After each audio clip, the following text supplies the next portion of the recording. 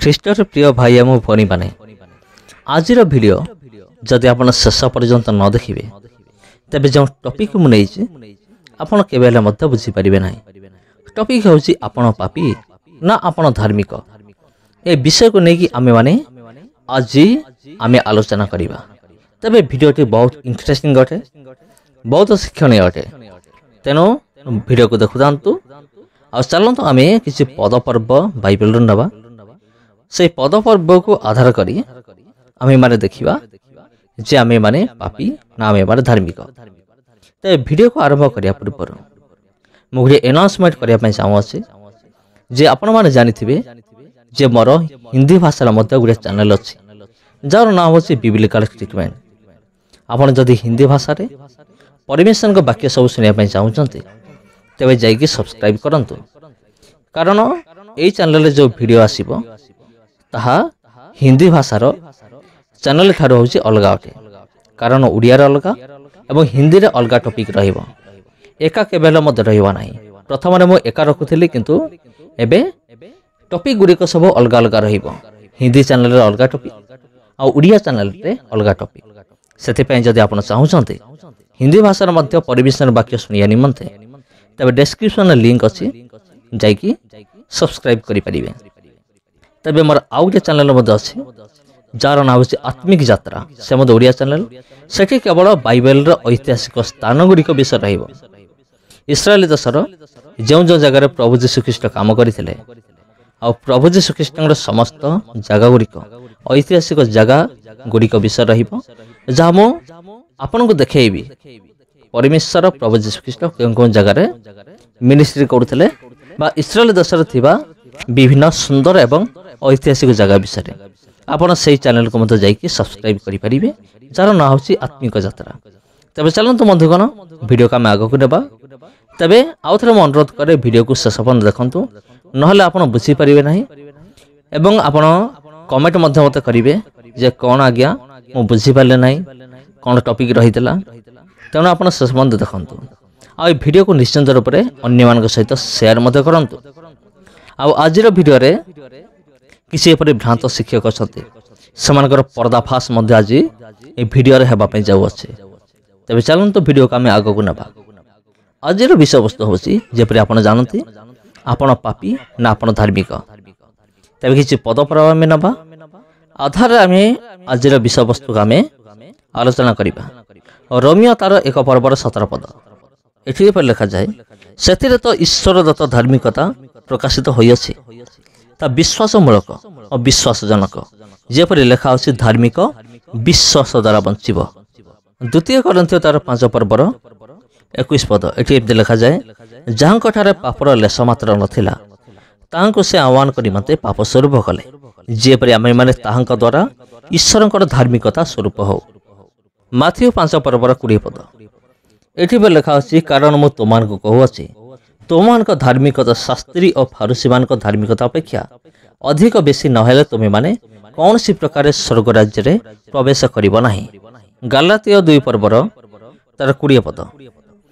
ଲେଖା ଅଛି, ମୁଁ ଖ୍ରୀଷ୍ଟଙ୍କ ସହିତ କ୍ରୁଶରେ ହତ ହୋଇଅଛି, ମୁଁ ଆଉ ଜୀବିତ ନୁହେଁ, ମାତ୍ର ଖ୍ରୀଷ୍ଟ ମୋ ଠାରେ ଜୀବିତ ଅଛନ୍ତି। ପୁଣି ମୁଁ ଶରୀରରେ ଥାଇ ବର୍ତ୍ତମାନ ଯେଉଁ ଜୀବନଯାପନ କରୁଅଛି ତା ବିଶ୍ୱାସରେ, ଅର୍ଥାତ୍ ଈଶ୍ୱରଙ୍କ ଯେଉଁ ପୁତ୍ର ମୋତେ ପ୍ରେମ କରି ମୋ ନିମନ୍ତେ ଆପଣଙ୍କୁ ଉତ୍ସର୍ଗ କଲେ ତାଙ୍କଠାରେ ବିଶ୍ୱାସ କରି ଯାପନ କରୁଅଛି। ତେବେ ପ୍ରିୟ ବନ୍ଧୁଗଣ, ଏଇ ଯେଉଁ ପଦପର୍ବ ଗୁଡ଼ିକ ଆମେ ଦେଖିଲୁ, ଏହାର ରିଲେଟେଡ୍ ଆହୁରି ଅନେକ ପଦପର୍ବ ବାଇବେଲରେ ଅଛି। ଏହିସବୁ ପଦପର୍ବକୁ ଆଧାର କରି ଅନେକ କହନ୍ତି ଯେ ଆମେମାନେ ପାପୀ ନୁହେଁ, ଆମେମାନେ ଧାର୍ମିକ। ଯେ ଦେଖ, ଏଇଠି ଲେଖା ଅଛି ଆମେମାନେ ଧାର୍ମିକ ଆଉ ଆମେମାନେ ପାପୀ ନୁହଁ, ଆମେମାନେ ସମ୍ପୂର୍ଣ୍ଣ ରୂପେ ଧାର୍ମିକ ଅଟୁ। ତେବେ ପ୍ରିୟ ବନ୍ଧୁଗଣ, ଧାର୍ମିକ କାହାକୁ କୁହାଯାଏ? ପରମେଶ୍ୱର କାହାକୁ ଧାର୍ମିକ ବୋଲି ଗଣନା କରନ୍ତି? ଚାଲନ୍ତୁ ବାଇବେଲର ଗୋଟେ ଉଦାହରଣ ଆମେ ଦେଖିବା, ତାପରେ ଆମେ ଆଗକୁ ଯିବା। ଆମେ ଦେଖିବା ଲୁକ ତାର 18 ପର୍ବ 10 ପଦରୁ 14 ପଦ। ଲୁକ 18 ପର୍ବ ତାର 10 ପଦରୁ 14 ପଦ ଏମିତି ଲେଖାଯାଏ, 2 ଜଣ ଲୋକ ପ୍ରାର୍ଥନା କରିବା ନିମନ୍ତେ ମନ୍ଦିରକୁ ଗଲେ, ଜଣେ ଫାରୁସୀ ଆଉ ଅନ୍ୟ ଜଣେ କରଗ୍ରାହୀ। ଫାରୁସୀ ଦଣ୍ଡାୟମାନ ହୋଇ ଆପଣା ନିକଟରେ ଏହି ପ୍ରକାର ପ୍ରାର୍ଥନା କରିବାକୁ ଲାଗିଲା, ହେ ଈଶ୍ୱର, ମୁଁ ତୁମକୁ ଧନ୍ୟବାଦ ଦେଉଅଛି ଯେ ମୁଁ ଅନ୍ୟ ସମସ୍ତ ଲୋକଙ୍କ ପରି ଅତ୍ୟାଚାରୀ, ଅଧାର୍ମିକ ବ୍ୟଭିଚାରୀ କିମ୍ବା ଏହି କରଗ୍ରାହୀ ପରି ସୁଦ୍ଧା ନୁହେଁ। ମୁଁ ସପ୍ତାହରେ 2 ଥର ଉପବାସ କରିଥାଏ ଓ ମୋର ସମସ୍ତ ଆୟର ଦଶମାଂଶ ଦାନ କରିଥାଏ। କିନ୍ତୁ କରଗ୍ରାହୀ ଦୂରରେ ଠିଆ ହୋଇ ସ୍ୱର୍ଗ ଆଡ଼େ ଉର୍ଦ୍ଧ୍ୱଦୃଷ୍ଟି କରିବାକୁ ସୁଦ୍ଧା ସାହସ କଲା ନାହିଁ, କିନ୍ତୁ ଆପଣା ଛାତିରେ ମାରି ହୋଇ କହିବାକୁ ଲାଗିଲା, ହେ ଈଶ୍ୱର, ମୁଁ ପାପୀ, ମୋତେ ଦୟା କର। ମୁଁ ତୁମମାନଙ୍କୁ କହୁଅଛି, ସେ ଲୋକ ନୁହେଁ, ବରଂ ଏହି ଲୋକ ଧାର୍ମିକ ଗଣିତ ହୋଇ ଆପଣା ଗୃହକୁ ଚାଲିଗଲା। କାରଣ ଯେ କି ଆପଣଙ୍କୁ ଉନ୍ନତ ବୋଲି ଦେଖାଏ ତାକୁ ନତ କରାଯିବ, କିନ୍ତୁ ଯେ ଆପଣଙ୍କୁ ନତ କରେ ତାକୁ ଉନ୍ନତ କରାଯିବ। ପ୍ରିୟ ବନ୍ଧୁଗଣ, ଅନେକ ଯୁକ୍ତି କରନ୍ତି ଯେ ଆମେମାନେ କ୍ଷମା ମାଗିବା କୌଣସି ଦରକାର ନାହିଁ, କାରଣ ଆମର ପାପ ଅଲରେଡି କ୍ଷମା ହୋଇଯାଇଛି। ଆମେମାନେ ଧାର୍ମିକ, ଆମେମାନେ ପାପୀ ନୁହେଁ। କିନ୍ତୁ ଏଇଠି ଆମେମାନେ ଦେଖୁଅଛୁ, ଯେଉଁ କରଗ୍ରାହୀ ନିଜକୁ ପାପୀ ବୋଲି ସ୍ୱୀକାର କଲା ସେ ହିଁ ଧାର୍ମିକ ବୋଲି ଗଣିତ ହେଲା। ଆଉ ଯେଉଁମାନେ ନିଜକୁ ଧାର୍ମିକ ବୋଲି କହନ୍ତି ଯେ ପରମେଶ୍ୱର ସେମାନଙ୍କୁ ଧାର୍ମିକ ବୋଲି ଗଣନା କରିବେ, ଯେ ଏଇ ଯେଉଁ ଅଂଶ ଆମେ ପାଠ କଲୁ ଏହି ଭିତରୁ କୌଣସିଟି ପ୍ରକାଶ କରେ ନାହିଁ। ବରଂ ଯେଉଁ ଧନୀ ଲୋକ ବା ଯେଉଁ ଫାରୁସୀ ଜଣକ ସେ କହିଲା, ମୁଁ ହେଉଛି ଧାର୍ମିକ, ମୁଁ ଉପବାସ କରେ, ମୁଁ ଦାନ ଦିଏ, ମୁଁ ଦକ୍ଷିଣା ଦିଏ, ଯିଏ ଏହିସବୁ ଧର୍ମ କର୍ମ କରିବା ବିଷୟରେ ମୁଖରେ ସ୍ୱୀକାର କଲା ଯେ ମୁଁ ହେଉଛି ଧାର୍ମିକ, ସିଏ ପାପୀ ବୋଲି ଗଣିତ ହେଲା। ଆଉ ଯେଉଁ କରଗ୍ରାହୀ ନିଜକୁ ପାପୀ ବୋଲି କହିଲା ସେ ଧାର୍ମିକ ବୋଲି ଗଣିତ ହେଲା। ଏଥିରେ ଗୋଟିଏ ବିଷୟ ଶିକ୍ଷା ମିଳେ ଯେ ଆମେମାନେ ଯଦି ନିଜକୁ ପାପୀ ବୋଲି ପରମେଶ୍ୱର ନିକଟରେ ସ୍ୱୀକାର କରୁ, ତେବେ ପରମେଶ୍ୱର କ'ଣ କରନ୍ତି? ଆମକୁ ଧାର୍ମିକ ବୋଲି ଗଣନା କରନ୍ତି। ତେବେ ପ୍ରିୟ ବନ୍ଧୁଗଣ, ଆମେ ଆହୁରି ମଧ୍ୟ ପଦପର୍ବ ଦେଖିବା। ତେବେ ପ୍ରଥମ ଜହନ ତାର 3 ପର୍ବର 7 ପଦ। ପ୍ରଥମ ଜହନ ତାର 3 ପର୍ବର 7 ପଦ। ହେ ବତ୍ସଗଣ, କେହି ତୁମମାନଙ୍କୁ ଭ୍ରାନ୍ତ ନ କରୁ। ଯେ ଧର୍ମାଚରଣ କରେ ସେ ଯେପରି ଧାର୍ମିକ ଅଟନ୍ତି ସେ ସେହିପରି ଧାର୍ମିକ ଅଟେ। ଯେ ଧର୍ମାଚରଣ କରେ ସେ ଧାର୍ମିକ ଅଟେ। ପ୍ରଥମ ଜହନ ତାର 5 ପର୍ବର 18 ପଦ। ପ୍ରଥମ ଜହନ 5 ପର୍ବର 18 ପଦ। ଏଠି ଏପରି ଲେଖାଯାଏ, ଯେ କି ଈଶ୍ୱରଙ୍କ ଠାରୁ ଜାତ ସେ ଯେ ପାପ କରେ ନାହିଁ, ବରଂ ସେ ଈଶ୍ୱରଙ୍କ ଠାରୁ ଜାତ ହୋଇ ଆପଣଙ୍କୁ ରକ୍ଷା କରେ, ଆଉ ପାପାତ୍ମା ତାହାକୁ ସ୍ପର୍ଶ କରେ ନାହିଁ, ଏହା ଆମେମାନେ ଜାଣୁ। ଯଦି କେହି ଈଶ୍ୱରଙ୍କ ଠାରୁ ଜାତ ବା ଜାତ ହୋଇଅଛି, ସେ କ'ଣ କରିବ ନାହିଁ? ସେ ପାପ କରିବ ନାହିଁ। ତେବେ ଆହୁରି ମଧ୍ୟ ଆମେ ଦେଖିବା ମାଥ୍ୟୁ ତାର 23 ପର୍ବର 28 ପଦ। ଏଠି ବି ଲେଖାଯାଏ, ସେହି ପ୍ରକାର ତୁମେମାନେ ମଧ୍ୟ ବାହାରେ ଲୋକଙ୍କ ଦୃଷ୍ଟିରେ ଧାର୍ମିକ ଦେଖାଯାଅ, କିନ୍ତୁ ଭିତରେ କପଟ ଓ ଅଧର୍ମରେ ପରିପୂର୍ଣ୍ଣ। ତେବେ ଏଠାରେ ବାହ୍ୟ ବିଷୟ ଅପେକ୍ଷା ଆନ୍ତରିକ ବିଷୟକୁ ପ୍ରଭୁ ଯୀଶୁଖ୍ରୀଷ୍ଟ ନିରୀକ୍ଷଣ କରୁଅଛନ୍ତି। ତେବେ ଏପରି ଅନେକ ପଦ ପ୍ରବନ୍ଧ ରହିଅଛି ଯେଉଁଠି ଲେଖା ଅଛି ଯେ ତୁମେମାନେ ଧାର୍ମିକ ବୋଲି ଲେଖା ଅଛି, କିନ୍ତୁ ତାର କେତୋଟି ସର୍ତ୍ତ ମଧ୍ୟ ରହିଅଛି, ଯାହାକି ଆମେମାନେ ବର୍ତ୍ତମାନ ଦେଖିଲୁ। ଆଉ ବର୍ତ୍ତମାନ ତ ଆମେମାନେ ଗୋଟିଏ ମୁଦ୍ରାର ଗୋଟିଏ ପାର୍ଶ୍ୱ ଦେଖିଥିଲୁ। ବର୍ତ୍ତମାନ ଆମେମାନେ ସେହି ମୁଦ୍ରାର ଆଉ ଗୋଟିଏ ପାର୍ଶ୍ୱ ମଧ୍ୟ ଦେଖିବା। ତେବେ ଆମେମାନେ ପାପୀ ନା ଧାର୍ମିକ? ଚାଲନ୍ତୁ ଆମେ ଦେଖିବା ପ୍ରଥମ ଜହନ 1 ପର୍ବ 8ରୁ 10। ପ୍ରଥମ ଜହନ 1 ପର୍ବ 8ରୁ 10। ଆମ୍ଭମାନଙ୍କର ପାପ ନାହିଁ ଏହା ଯଦି କହୁ, ତାହେଲେ ଆପଣ ଆପଣଙ୍କୁ ପ୍ରବଞ୍ଚନା କରୁ, ପୁଣି ଆମ୍ଭମାନଙ୍କ ଠାରେ ସତ୍ୟ ନାହିଁ। ଯଦି ଆମେମାନେ ଆପଣା ପାପ ସ୍ୱୀକାର କରୁ, ତେବେ ସେ ଆମମାନଙ୍କର ପାପ କ୍ଷମା କରିବାକୁ ଓ ସମସ୍ତ ଅଧର୍ମରୁ ଆମମାନଙ୍କୁ ପରିଷ୍କାର କରିବାକୁ ବିଶ୍ୱସ୍ତ ଓ ନ୍ୟାୟବାନ ଅଟନ୍ତି। 10 ଆମେମାନେ ପାପ କରିନାହୁଁ ଏହା ଯଦି କହୁ, ତାହେଲେ ଆମେମାନେ ତାହାଙ୍କୁ ମିଥ୍ୟାବାଦୀ କରୁ, ପୁଣି ତାହାଙ୍କ ବାକ୍ୟ ଆମମାନଙ୍କ ଠାରେ ନାହିଁ।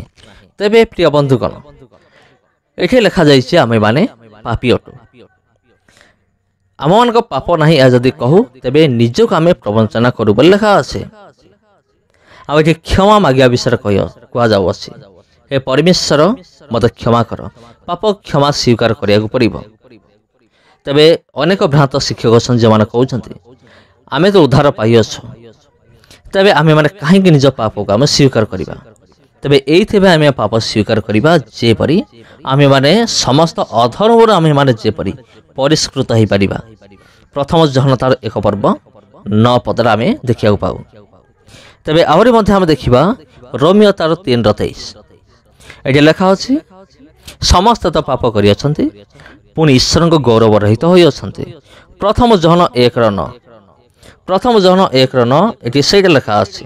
आमर पाप स्वीकार करिया निमते प्रथम तिमोथी 1:15 पद प्रथम तिमोथी 1:15 पापी मान को परित्राण करिया निमते ख्रीष्ट जीशु जे जगतर अवतीर्ण हेले एही वाक्य विश्वास सर्वदा भावे ग्रहण योग्य से पापी मान मध्य मो प्रधान एठी पाउल निजे कहउछन जे मो जने पापी अटे तेणु जदि पाउल जदि निजे को स्वीकार करू मो जने पापी अटे तबे आमे माने जदि स्वीकार करू आमे माने पापी अटू तबे एथिरे क्षति कोन अछि बरं पाउलंगर एई नीति को हमको अनुसरण करिया पड़िबो जे आमे माने पापी अटू तबे प्रिय बंधुगण एठी गुटे कन्फ्यूजन होछि बहुत बड़ कन्फ्यूजन किसी पद पर्व आमे देखिले जोटी लेखा अछि आमे माने धार्मिक किंतु तापर आमे किसी पद पर्व देखिलु एठी लेखा अछि आमे पापी अटू तबे आमे माने पापी ना आमे माने धार्मिक आमे माने कोन अटू तबे चलंतु आजिर एई डाउट को आमे दूर करिबा आमे माने धार्मिक किंतु निज शक्ति सामर्थ्य द्वारा नुहे आमको प्रभु परमेश्वर आमको धार्मिक बोली गणना करिथवारु आमे माने धार्मिक आउ निज शक्ति आमे नुहे आउ गुटे कथा होछि थरे धार्मिक होई गले जे जने स्वर्ग जीव तार कोनसे ग्यारंटी मध्य नाही परमेश्वर धार्मिक बोली गणना कले किंतु ए धार्मिकता को सारा जीवन धरिक रखिया पड़िबो आ ये धार्मिकता को शेष पर्यंत धरि रखिया पड़िबो तापर आउ मध्य वाक्य लेखा होछि कर्म बिना विश्वास मृत खाली जे म विश्वास करिवे ता नुहे कर्म मध्य दरकार कर्म सहित विश्वास दरकार तबे प्रिय बंधुगण समस्त ख्रीष्ट प्रेमर आंतरिक नमस्कार पुनि देखा पान सहित आउ अध्याय नमस्कार।